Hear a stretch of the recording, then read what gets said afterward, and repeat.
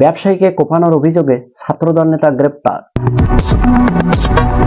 10 জানুয়ারি রাতে এলিফ্যান্ট রোডের বিপণী বিতান মাল্টিপ্লান সেন্টারের সামনে এক ব্যবসায়ীকে কুপিয়ে জখম করেন ঢাকা বিশ্ববিদ্যালয়ের সাবেক ছাত্রদলের সাধারণ সম্পাদক মোহাম্মদ হোসেন মিঠুন ও তার অনুসারীরা, এবং একই সাথে আরেক ব্যবসায়ী ওয়াহিদুল হাসানের গাড়িতেও হামলা চালায় তারা।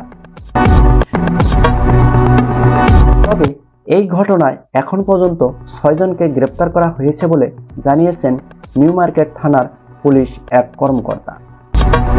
কিন্তু গত বৃহস্পতিবার দিবাগত রাতের শেষ দিকে সহকারী কমিশনার তারিক লতিফের নেতৃত্বে অভিযান চালিয়ে রাজধানীর পূর্বাঞ্চল 300 ফুট সড়ক এলাকা থেকে বিগত ঘটনায় জড়িত ছাত্রদলের নেতা মোহাম্মদ হোসেন মিঠুনকে গ্রেপ্তার করেন নিউ মার্কেট থানা পুলিশ।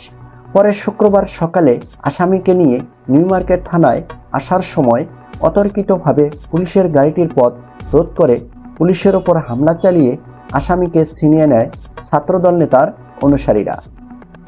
এবং পুলিশ সূত্রে জানা যায়, এই হামলায় ঢাকা মহানগর পুলিশের সহকারী কমিশনার তারিক লতিফ সহ 5 পুলিশ সদস্য আহত হয়েছেন। শুক্রবার ভোরে নিউ মার্কেট থানার সামনে এই হামলার ঘটনাটি ঘটে বলে জানিয়েছেন তারা। এর আগে বৃহস্পতিবার দিবাগত রাতের শেষ প্রহরে সহকারী কমিশনার তারিক লতিফের নেতৃত্বে অভিযানটি পরিচালিত হয় বলে নিউ মার্কেট থানার পুলিশ সূত্রে তথ্যটি নিশ্চিত করা হয়েছে।